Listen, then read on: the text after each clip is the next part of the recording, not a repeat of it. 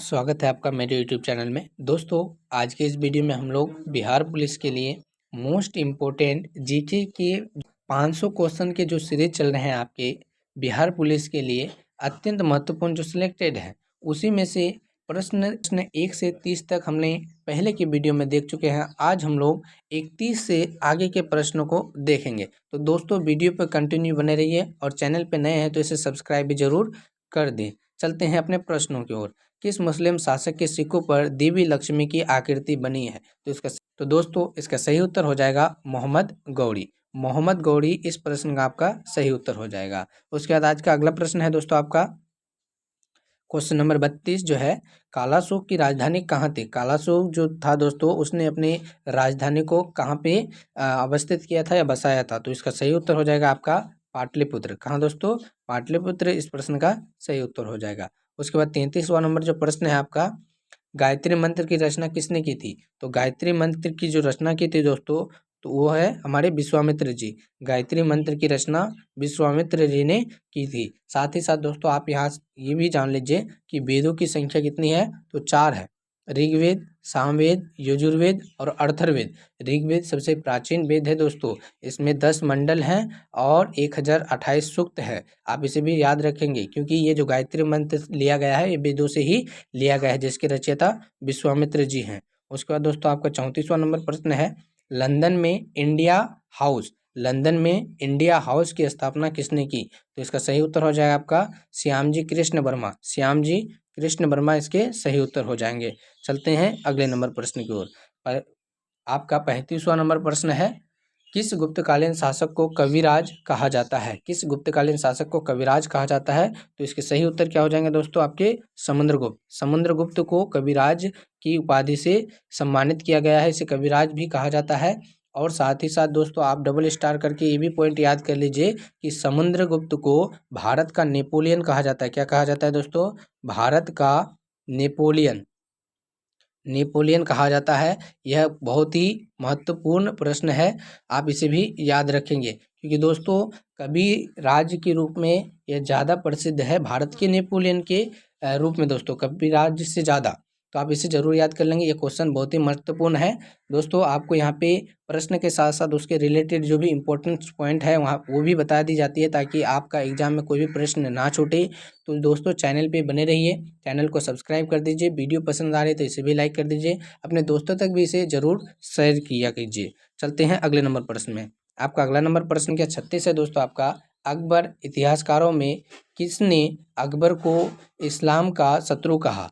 ठीक है दोस्तों, तो इसके सही उत्तर हो जाएगा बदायूं ने अकबरी इतिहास काल में, जो अकबर का इतिहास काल रहा उस समय अकबर को जो है इस्लाम का शत्रु कहा था, तो वो थे हमारे बदायूं जी। चलिए अगले नंबर प्रश्न में। आपका प्रश्न संख्या 37 है, भक्ति को दार्शनिक आधार प्रदान करने वाले प्रथम आचार्य कौन थे? तो इसका सही उत्तर हो जाएगा शंकराचार्य। शंकराचार्य इसका सही उत्तर हो जाएगा, जो कि भक्ति को दार्शनिक आधार प्रदान करने वाले प्रथम आचार्य थे। उसके बाद दोस्तों प्रश्न संख्या 38 है आपका, किस नगर को सिराजे हिंद कहा जाता था? किस नगर को सिराजे हिंद कहा जाता था? तो इसका सही उत्तर हो जाएगा आपका जैनपुर। जैनपुर को सिराजे हिंद कहा जाता था। प्रश्न संख्या 39 है आपका, चालुक्य वंश का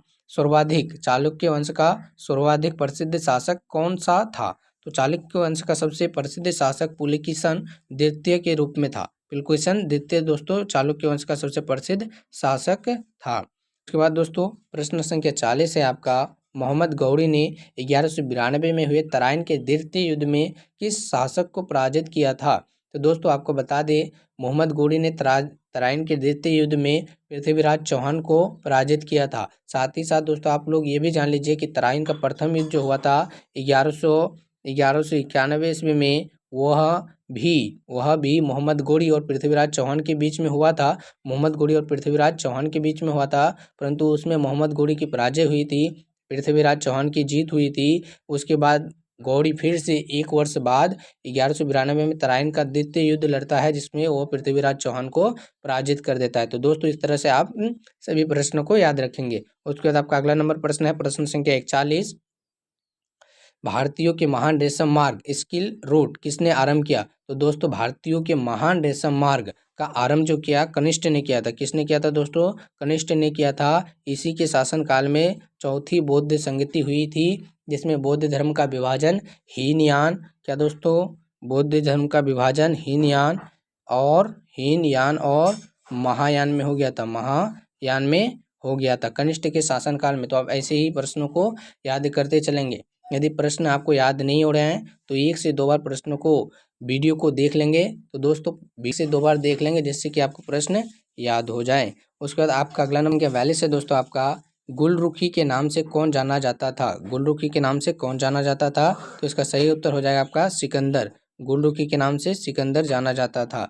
उसके बाद दोस्तों आपका अगला नंबर प्रश्न है, कौन सा युद्ध था जिसमें भारत में ब्रिटिश प्रभुत्व का आरंभ हुआ? तो दोस्तों प्लासी का प्रथम युद्ध जो हुआ था, हालांकि प्लासी का एक ही युद्ध हुआ था 1757 में दोस्तों, उसी में जो है ब्रिटिश प्रभुत्व का प्रारंभ माना जाता है 1757 में। पानीपत की प्रथम लड़ाई 1526 में हुई थी, जिसमें कौन आए थे दोस्तों? तो मुगल वंश का आरंभ हुआ था। ठीक है, चलते हैं अगले नंबर प्रश्न में। आपका अगला नंबर प्रश्न है, शिवाजी ने अपने राज्य आय का मुख्य साधन किसे बनाया था? तो चौथ, इसका सही उत्तर हो जाएगा। चौथ को शिवाजी ने अपने आय के साधन का मुख्य साधन बनाया था। आपका दोस्तों अंतिम नंबर प्रश्न है आज। अगले प्रश्नों को हम आपके लिए अगला वीडियो बना के लाएंगे, जिसमें इंपॉर्टेंट प्रश्न होंगे। तो दोस्तों उसके लिए चैनल को सब्सक्राइब कर इससे जरूर जुड़ जाइए। वीडियो पसंद आए तो उसे लाइक भी जरूर कर दीजिए। आज का अंतिम नंबर प्रश्न है प्रश्न संख्या 45, जैन धर्म के 24वें तीर्थंकर कौन थे? तो इसका सही उत्तर हो जाएगा महावीर स्वामी। महावीर स्वामी जैन धर्म के 24वें तीर्थंकर थे। यदि आपसे पूछा जाए कि जैन धर्म के प्रथम तीर्थंकर कौन थे, तो उसका आंसर हो जाएगा ऋषभ देव। ठीक है दोस्तों, इसे भी आप याद रखेंगे। जैन धर्म के संस्थापक के रूप में इसे जाना जाता है, परंतु वास्तविक संस्थापक महावीर स्वामी माने जाते हैं। तो दोस्तों अपना राय कमेंट में जरूर दें, और वीडियो कैसे लगी इसे भी जरूर बताएं। मिलते हैं अगले वीडियो में। अभी तक आपने चैनल को सब्सक्राइब नहीं किया तो इसे भी सब्सक्राइब जरूर कर लीजिए। धन्यवाद।